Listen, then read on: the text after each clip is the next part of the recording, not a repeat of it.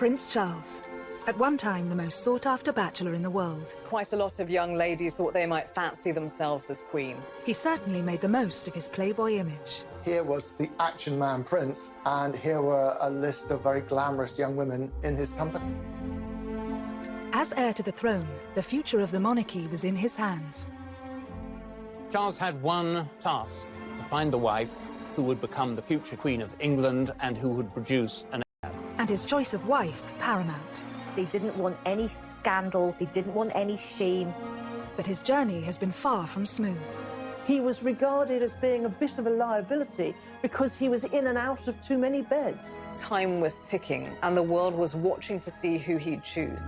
From a romance with his future sister-in-law. I think Sarah would have been right up there as a possible bride. And a marriage proposal to his second cousin.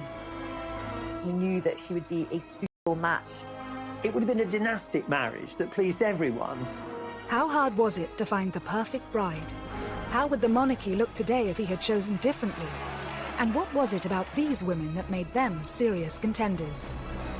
Heartache, infidelity, and romance. These are the women who could have been queen.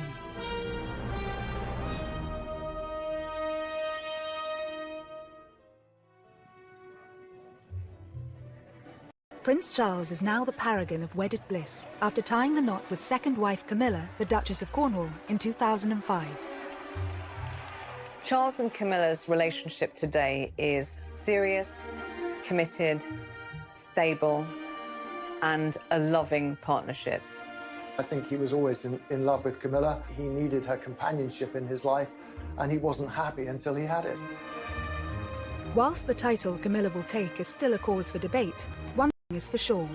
When Charles finally accedes to the throne, she will be by his side. But Charles's search to find his future queen has been far from easy. Before marrying his first wife, Lady Diana Spencer, the prince spent over a decade hunting for the right woman. Prince Charles found it very easy to find girlfriends to have fun with. He found it very difficult to find a young lady who he could actually marry. Charles set himself a deadline at age 30 to marry. He always knew he would be under immense pressure to choose the perfect bride. In a 1969 interview, he spoke passionately about the challenges of finding her. In my position, you're going to marry somebody who perhaps one day is going to become queen. And you've got to choose somebody very carefully, I think, who could fulfill this particular role. Because people like you, perhaps, would expect quite a lot from him, almost from childhood, that the chief task of his life was to carry on the dynasty successfully. So he had to get the right woman. There were strict criteria that any potential bride would have to meet. You needed to be aristocratic, able to gain the approval of the Queen herself, not a Catholic, not divorced, and an actual virgin.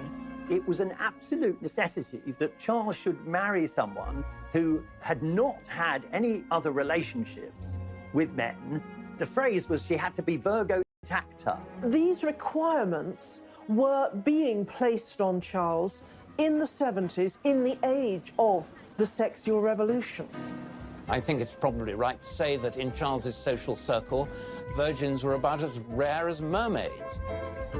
Charged with an almost impossible task, Charles's search was also set to play out under the watchful eye of the world's media. All he needed to do was walk across a polo lawn with a woman, and suddenly she was named in the press as his current girlfriend, future wife, future queen. Whilst dozens of women hit the headlines, who were the most notable to win Charles's affections, and which of them were closest to becoming queen consort? Rumoured first love Lucia Santa Cruz was introduced to the shy 20-year-old prince at Cambridge University by former politician and the master of Trinity College, R.A. Butler.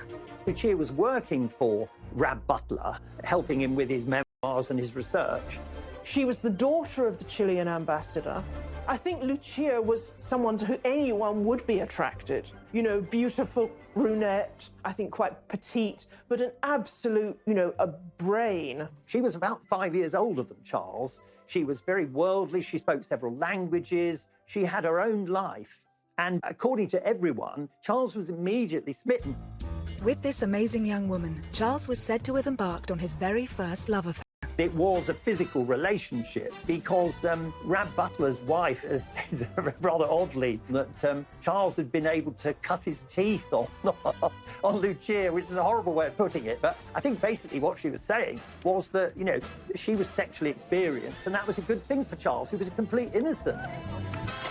He was younger than his age, and this was true in a sexual sense as well. He'd had no early experience with women. I think his eyes opened to the great possibilities that there were out there. Whilst Lucia is regarded by many as Prince Charles' first serious girlfriend, was she ever a contender for Queen? Lucia could never have been a serious contender for marriage with Charles. I mean, Charles was simply too young, and I, doubt should have been interested. But of course, She was Catholic. As heir to the throne and the future head of the Church of England, he could not marry a Roman Catholic. So Lucia was never going to be in the running because of that. As future king, Charles would have to favour duty over passion. It's said that Lucia still remains good friends with Charles to this day, and it's widely reported that she even played matchmaker for his next serious relationship with Camilla Shand, one that would ultimately change the course of his life. she was living in the same block of flats as Camilla and said to Charles, you have to meet this girl. She's, almost the perfect person for you. Camilla was everything that Lucia was, and more, because she was English, she knew the royal family, she moved in the same circles, and she had the same strength, the same motherly qualities that Lucia had, but she had them, to an even greater extent. She's quite bold, quite racy sense of humour. She's not shy at all. If you're Prince Charles, who's a bit more sort of introverted, Camilla's qualities are extremely alluring. Plus, she's tough, and I think he likes strong women. Camilla's family history also featured a scandalous royal love affair that she was said to have enjoyed telling Charles about when they first met. She said, my great-grandmother was mistress to your great-great-grandfather, Edward VII. So how about it? Meaning, why don't we do the same thing? You can easily imagine Camilla saying that and meaning it with a laugh. Camilla completely took over him, physically, mentally, emotionally. I think there's no question that Charles's love for Camilla was greater than her for him. Her heart, I think, at that stage was really given to Andrew Parker Bowles. She was always more attracted to Andrew. Andrew was much sexier because he didn't have this slightly sort of vulnerable, weak, timid character that Charles had. But in the summer of 1972, whilst Andrew Parker Bowles was away for 6 months of army service, Charles and Camilla enjoyed a romance. She knew that Andrew Parker Bowles had been serially unfaithful to her and had carried on with all sorts of other women, including many of her own friends. And this was a bit of payback on Camilla's part. And boy, what a person to pay back your erring boyfriend with, and the heir to the throne. Despite his depth of feeling, Charles didn't propose to Camilla at this time. But would she have been a suitable contender for future Queen Consort had he followed his heart? Never mind the questions of Charles's age and Camilla's affection for Andrew Parker Bowles. There was one other huge problem. Camilla, who'd been around on the dating scene for several years, might just have been a little too racy for royal taste at that time. Camilla's great as a family. In late 1972, Charles and Camilla's short-lived relationship was placed on hold when the prince's naval obligations led to a tour of duty in the Caribbean. But Charles was to be left heartbroken by Camilla's next move. A week before Andrew and Camilla married, Charles begged her to call it off. Whilst on a tour of duty in the Caribbean, Prince Charles learnt that Camilla Shand and Andrew Parker Bowles were engaged to be married. Charles was devastated, desperately upset. About a week before Andrew and Camilla married, Charles begged her to call it off, but it was too late. Just after Charles heard that Camilla was engaged to Andrew Parker Bowles, he also heard that Princess Anne had become engaged. After losing Camilla and then seeing his much-loved younger sister Anne marrying Captain Mark Phillips, I think he did begin to put pressure on himself to try and find a suitable bride. Charles didn't have to wait long. A week after Anne's wedding, he attended a shooting holiday in Spain, hosted by family friend Arthur Wellesley, the 8th Duke of Wellington. Here sparks flew for Charles, with a true blue blood. Lady Jane Wellesley was the daughter of the Duke of Wellington, one of our most distinguished and noblest families. She was a very attractive, spirited young woman. She was a journalist, so she was somebody who was independent-minded, wanted to be a career woman, making her own way in the world. No, I'm buying my own lunch. Are you? She and Charles seemed very well matched. I think he did think about her as a serious prospect at that time. Many people thought that she was a huge contender to be the future queen.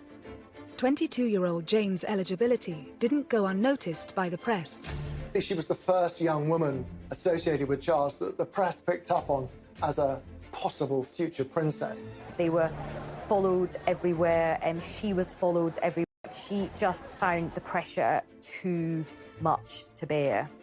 There was a huge amount of press and media speculation, which actually led her to finally snap, understandably, and say, on the record, do you honestly believe that I want to be queen? This was a problem with many of the aristocratic women that Charles dated. They didn't yearn to be the wife of the heir to the throne because they were already titled. She was already Lady Jane. Why would she choose that when, you know, the downside was that for the rest of her life, the press would follow her everywhere. They'd criticise anything she happened to say inadvertently. It would be a nightmare, and she knew that.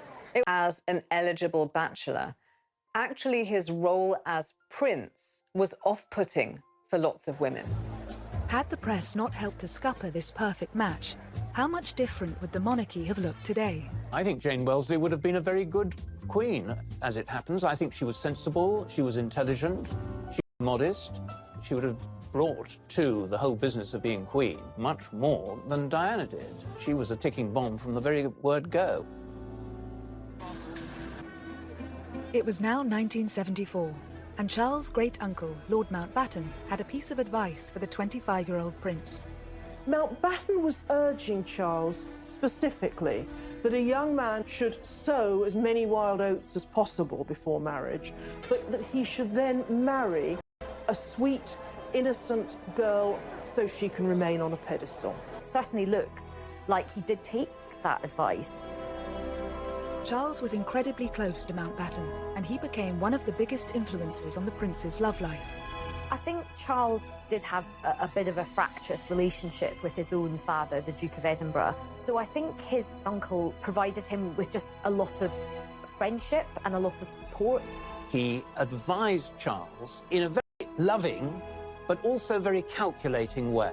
He was very much on the dynastic make, and he saw Charles as someone whom he could influence. It helped cement his connection with the royal family. He'd always interfered in royal life and had been doing it for many years. Decades before, Mountbatten had really tried to orchestrate the marriage of his nephew, Prince Philip, with Princess Elizabeth, the heiress to England. Now, that marriage, of course, happened, but not without Prince Philip actually warning his uncle to back off. Nevertheless, he was the mentor in Charles's life, and it was his advice that Charles decided to follow.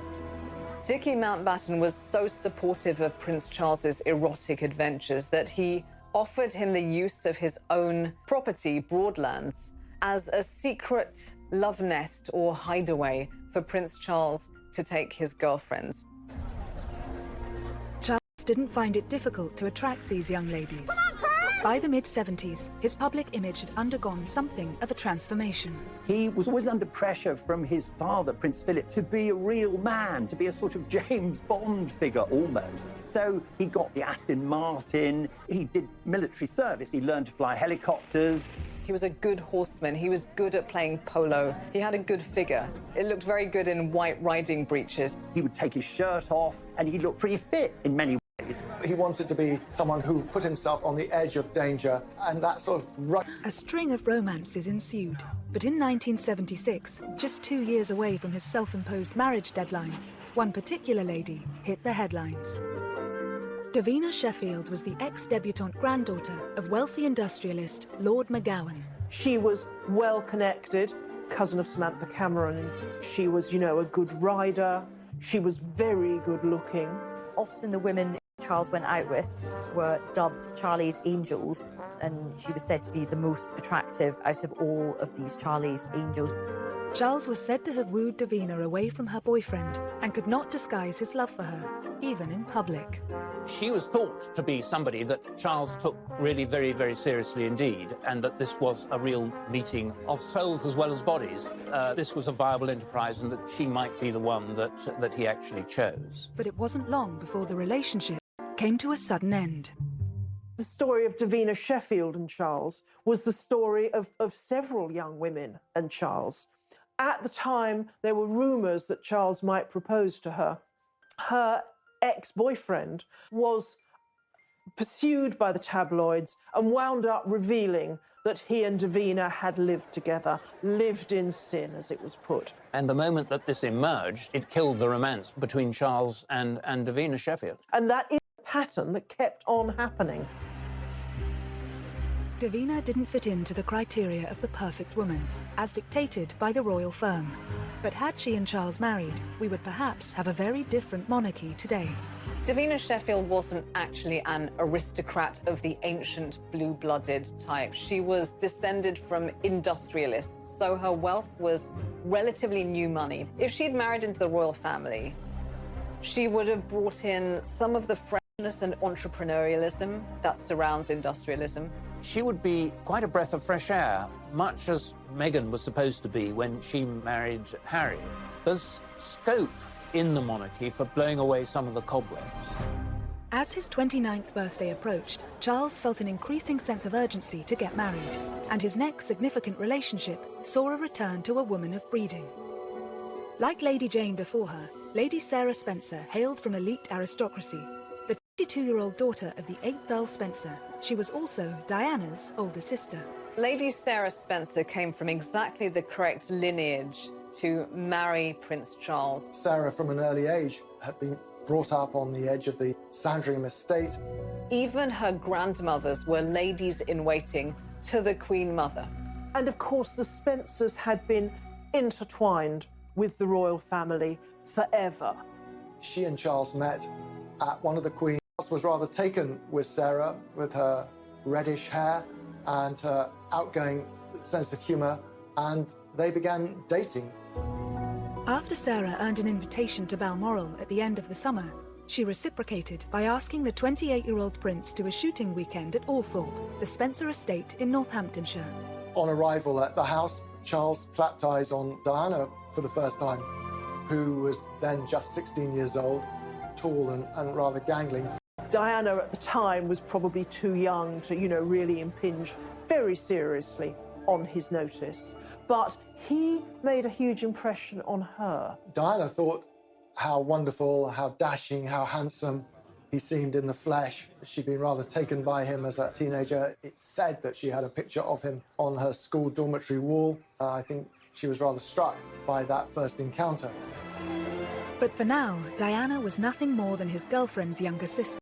And it was Sarah who joined Charles on a skiing trip to Closters in the February of 1978. To go on holiday with the Prince of Wales was quite a big step, and it did suggest that this romance possibly had legs. But on their return, Sarah made a huge mistake. In Closters, she became close to some British journalists. Back in England, at lunch with them, she had a far too frank conversation. She was being needled and quizzed about her romantic expectations and her past, and she blurted out that she'd had thousands of boyfriends and that when it came to marriage, she wouldn't marry someone she didn't love, were he the dustman or the King of England. She then realised what she'd done and phoned Charles to confess. He said, "You've done a very stupid thing." And that was that. She was basically not just telling him that she didn't love him, she was sort of telling the whole world that she didn't love him, even though he was the future King of England. So I think that was quite embarrassing for him. As far as Charles was concerned, for his girlfriends to talk to the press was just about the worst thing that they could possibly do. Lady Sarah would eventually watch her younger sister marry Charles. But how would she have fared in Diana's place? I think she'd have been a much better match for Charles, because Charles needed someone who's a bit stronger than Diana, and Sarah was that person. I like her honesty and her I wish that some of that boldness had transferred to Diana. Instead, Lady Sarah was happy to take the credit for Charles and Diana's union, calling herself Cupid. But it would be another 3 years before their relationship would begin, dating a string of eligible young women. He's beautiful. Years earlier, he told the press he wanted to be happily married by the time he was 30. But as his big 3-0 approached, the pressure was on. Prince Charles's job was to get married and make babies. By the age of 30, he still hadn't done that. As Charles approaches his 30th birthday, there is this sense of panic setting in. He does throw himself into quite a few relationships, and he doesn't just throw himself into these relationships, he actually proposes to these different women. Over the next 2 years, Charles proposed to not 1, but 3 young women. His next love interest, Amanda Knatchbull, seemed to tick all the boxes, and more importantly, had the approval of Charles's romantic mentor, his great-uncle, Lord Mountbatten. But that was hardly surprising. Amanda Knatchbull was the granddaughter of Earl Mountbatten, and she was someone who he had known since she had been a child, of course. She's also Prince Charles's second cousin. So with Lady Knatchbull, he really kept it in the family. Charles was 9 years older than Amanda. Was it pressure from Mountbatten that had once prompted the prince to speak to 16-year-old Amanda's mother about her being a future royal bride? Charles considered it from a very early age, but I think that Mountbatten had sown the seeds. I think Charles, the future king, was, as far as Mountbatten was concerned, he was a pawn. He was a pawn in the dynastic game, and he was a pawn that he hoped would go down the board and become a king, and that king would have, as his queen, Amanda. I find that the most interesting of the relationships, not because it was emotionally intense on either of their part, it wasn't, but because Charles seemed so ready, so willing to consider a very young teenager as a possible bride, just, because everyone told him he should do. Amanda Knatchbull's mother, Lady Brabourne, was very wary. I think she sensed that Charles was casting around for someone who was suitable rather than someone who he was in love with. She told Charles to wait and see if a relationship developed. Over the next 5 years, Charles and Amanda did become close friends. But how suitable would she have been as a royal bride? Amanda Knatchbull was descended from Queen Victoria. She was supremely aristocratic. She was virtually part of the family already. She knew the ropes. So from many points of view, she was absolutely ideal. I think he was very fond of her, and obviously they had a mutual closeness to Lord Mountbatten. He knew that they didn't fall in love at first sight. They weren't having sexy romps. This would be an old-school merger, not a love marriage. In 1979, Charles did propose to 21-year-old Amanda. But despite pressure from Lord Mountbatten, it appears Amanda wasn't interested in becoming a royal bride. He did propose, and she was quite firm, and she didn't say, "Oh, thank you, how wonderful, I need time to think about it." She actually turned him down on the spot, but she did it with great elegance, and it left no bad feelings. Amanda Knatchbull turned Charles down because I think she just couldn't bear the thought of the exposure to the pressures of monarchy. She doesn't see herself as a future queen. As far as Charles was concerned, he was disappointed, but perhaps not that disappointed, because I don't think that the chemistry was really ever there as far as he was concerned. He was being a dutiful nephew as opposed to an ardent lover. Despite her aristocratic pedigree, Amanda went on to have a successful career as a social worker and advocate for affordable housing. But had she accepted Charles's proposal, how different would the monarchy look? She would have been politicized, socially clued up, a reforming queen. She wouldn't have just traveled around wearing a tiara and amazing clothes. After Lady Amanda's rejection, it seems Charles didn't hang around, because shortly afterwards he was seeing another heiress, Anna Wallis. She was the next in line, not to the throne, but the next in line to Prince Charles's bedroom. Interestingly, if you look at pictures, she looks as someone once put it, like a more dangerous version of Lady Di. Well, it appears to be a full-on passionate romance. I would say they had a very hands-on relationship. Charles and Anna are said to have connected through a mutual love of country sports. But on paper, was Anna a strong contender for the role of royal bride? Anna Wallis was the daughter of a Scottish landowner. So in one sense, she looked really quite suitable. She was horse mad, hunting mad. She was known as Whiplash Wallis, apparently, partly for her temper, her quick temper. She always rode higher and faster and longer than people on the hunt. Charles was very much taken with her for a brief while. The royal family don't tend to like women who have particularly strong personalities, so she might not have actually been a very good fit in the long term. In early 1980, Charles is said to have proposed to Whiplash Wallis. However, it's rumoured that Anna turned him down because his old flame was back on the scene, Camilla Parker Bowles. Marry Anna Wallis, or perhaps he was just pretty desperate, full stop, because he proposed to her twice. The thing is, it was obvious by this stage that Charles was in love with Camilla. Anna Wallis was the first of Charles's girlfriends to, as it were, have Camilla really shoved in her face. The Royal Opera House, Covent Garden, tonight. The formal climax of the Queen Mother's birthday with applause from 20 members of the royal family, dozens of peers... But it was at the Queen Mother's 80th birthday party, where both women had been invited, that the relationship turned... He was like a wallflower. He just ignored her the whole evening. And who did he ignore her for? He ignored her for Camilla. Charles and Camilla seem to have reignited their relationship at red heat, basically, and they weren't that discreet about it. Anna was furious, and she said to Charles, "How dare you? I've never been so badly treated in my life. You've left me on my own, and now you can jolly well go on your own without me." And that was the end of the relationship. And Anna was dispatched with a crack of the whip. He was staying at a friend's country house when he started chatting to a fellow guest, a 19-year-old Lady Diana Spencer, the younger sister of his ex-girlfriend. Famously spoke about how sad he'd looked at Mountbatten's funeral the previous autumn and how she'd been struck by it watching it on television. And I think it was that which struck a chord with Prince Charles. Diana seems very early to have considered herself as a suitable bride for Charles. She's quoted as once having said that, you know, she kept herself tidy on purpose. Diana herself says that that night his hands were all over her, but over the course of the summer of 1980, Charles set about pursuing her with gusto.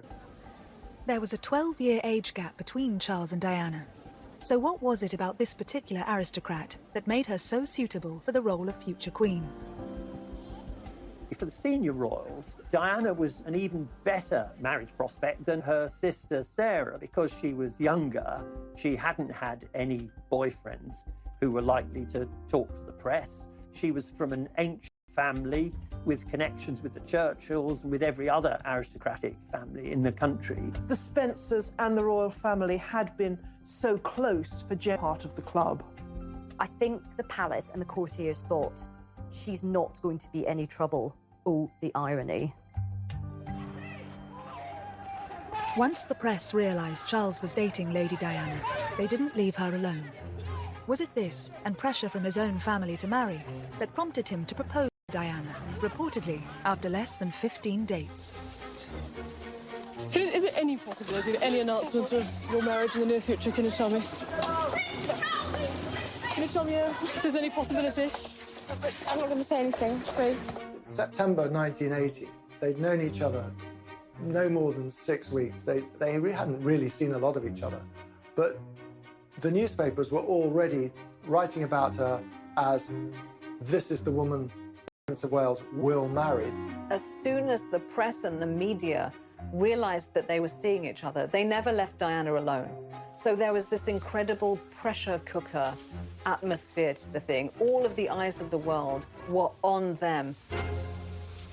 The amount of time they actually spent together from choice as two people getting to know each other and wanting to spend their lives together was absolutely minimal. Warning signs were there to see. On February the 24th, 1981, the Prince of Wales and Lady Diana Spencer officially announced their engagement. But 4 decades on, it's remembered for all the wrong reasons. And I suppose in love. Of course. Whatever in love means. I mean, that means no, by the way. It was such a badly phrased answer, and definitely at the wrong time. And it sort of come back to haunt him, and it came back to haunt the pair of them for years and years. He was just trying to be clever. And of course, when you're trying to be clever to that extent, you turn out to be extremely stupid. And that's what he was. But if Charles was in love with anyone, was it with Camilla Parker Bowles?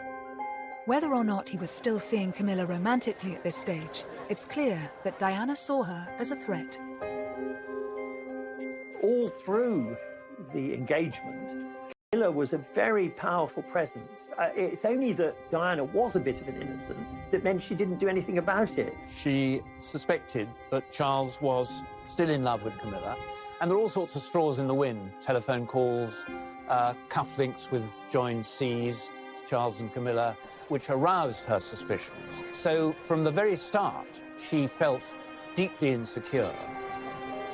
Famously, you know, her sisters said to her, "You can't back out now, your face is on the tea towels." There is that sense of this huge public pressure, be letting down a whole nation if they backed out. But the nation did get their fairy tale wedding on July 29, 1981, when at the age of 32, the Prince of Wales married his 20-year-old virgin bride. I pronounce that they be man and wife together, in the name of the Father, and of the Son, and of the Holy Ghost. Amen.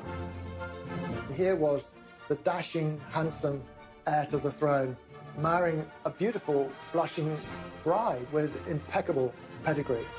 It was fairy tale-like.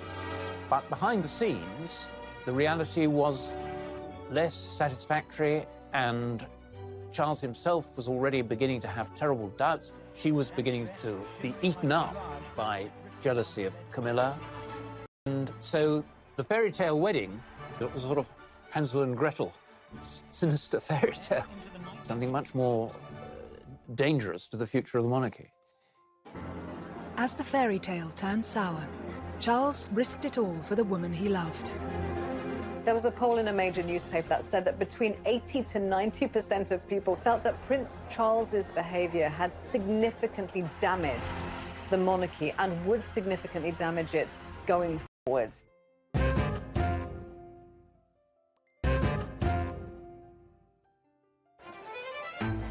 At the start of the 1980s, as far as the world was concerned, Prince Charles had got his fairy tale princess, his happy ever after. How are you enjoying married life?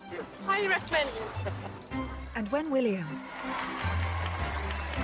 and then Harry came along, their happiness seemed complete. However, shortly after Harry's birth, Charles and Diana's marriage began to crumble. At this stage, had an old friend already been lined up to pick up the pieces? He reached out to Camilla again as a source of comfort, and Camilla stepped in as a friend initially, for sure, to start with, to bolster his confidence.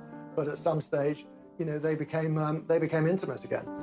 Charles probably thought at that stage, well, lots of kings have had mistresses, I shall have a mistress, and that's what Camilla will be, and that will be very happy, and Di will have to take it. But of course she wouldn't take it. Over the next few years, as Charles and Diana grew more distant, he and Camilla became closer.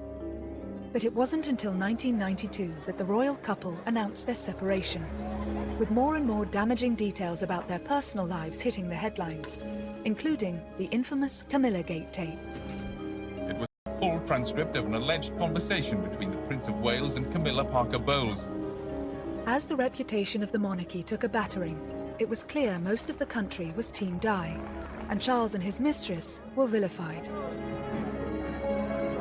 The public were absolutely furious as the marriage of Charles and Diana broke down, and they began to wash their dirty linen in public because people felt, and quite understandably, that Charles was in the wrong. There was a poll in a major newspaper at the time that said that between 80 to 90% of people who'd been consulted felt that Prince Charles's behaviour had significantly damaged the monarchy and would significantly damage it going forwards. But it was clear that Charles was not prepared to give up Camilla. However, in 1997, a tragedy struck that shocked the world and shook the foundations of the monarchy. We have reports in Paris that Diana, Princess of Wales, has been killed in a car accident. Following the fallout from Diana's death, would it now prove impossible for Camilla ever to take her place by Charles's side? At one stage, after Diana died, Camilla didn't leave her house because she was so unpopular. She thought she'd be hissed and stoned and booed. They kept their heads down, but they kept faith with each other. Their relationship continued, and I think quite a lot of people eventually just thought, you know what, they clearly love each other. They're soulmates. There was a concerted effort, a very, very strong PR effort to rehabilitate Camilla. And I think the change occurred, it occurred over the years. In 1999, 2 years after Diana's death, Charles and Camilla made their first public appearance together. They're telling the world we're a couple, and you'd better accept it. Despite going public as a couple, why did Charles wait another 6 years before marrying the woman he'd loved for more than 3 decades? He was basically marrying his dead wife's nemesis, so I can understand why he was probably cautious about it, but I think they handled it very skillfully and very sensitively, and so when they were ready to get married, the public were not just okay about it, the public actually were very warm towards the couple. What changed, of course, was his parents' intervention. They had been none too keen on Camilla for a long time, but there was a pressing argument that the Prince of Wales should have a wife because Charles could come to the throne with a mistress but no wife, and it would be quite difficult for him. Ceremony. As head of the Church of England, the Queen did not attend. But she and hundreds of other guests were at the blessing afterwards, held at St George's Chapel, Windsor. What was nice about it was the contrast between Prince Charles at his first wedding, which was something out of a sort of Disney movie with his Disney princess. This was so different. They looked really happy. They just looked like they belonged together. He'd finally got a ring on her finger and she was finally his wife. And it did feel like the whole country had come to the end of this most epic of romantic journeys. As far as Charles is concerned, Camilla is his perfect partner. But on paper, the divorcee Duchess is far from the perfect royal bride. So what will she bring to the monarchy? It's interesting because the question of a Queen Camilla would once have seemed utterly outrageous. But behind the scenes, it is said that Charles, understandably, wants his wife to be queen. It is perfectly apparent that Charles is at once happier and more stable, more forthcoming with her by his side. Camilla now, I think, is probably as close as you can get to being the perfect consort and perfect royal wife, because she will never complain. She's very measured. Prince Charles' love life has certainly been colourful. He searched far and wide for the ideal bride. But had he followed his heart sooner, rather than his head, would his romantic journey have been completely different? The woman that Charles ultimately married and found true, lasting, mature happiness and friendship with is exactly the type of person who, 3 decades earlier, he would have rejected immediately as queen. Charlie's angels, as they were called, I think they've been very important in making him realise that actually hunting for the perfect person is not a good idea, because if you're actually out there desperately looking, you make mistakes, you try too hard. And so I think he's learned that the grass is not always greener, and he was always better off with the first woman he loved anyway. Is for sure. When Charles finally accedes to the throne, she will be by his side. But Charles's search to find his future queen has been far from easy. Before marrying his first wife, Lady Diana Spencer, the prince spent over a decade hunting for the right woman. Prince Charles found it very easy to find girlfriends to have fun with. He found it very difficult to find a young lady who he could actually marry. Charles set himself a deadline, age 30, to marry. He always knew he would be under immense pressure to choose the perfect bride. In a 1969 interview, he spoke passionately about the challenges of finding her. In my position, you're going to marry somebody who perhaps one day is going to become queen. And you've got to choose somebody very carefully, I think, who could fulfill this particular role. Because people like you, perhaps, would expect quite a lot from him, almost from childhood, that the chief task of his life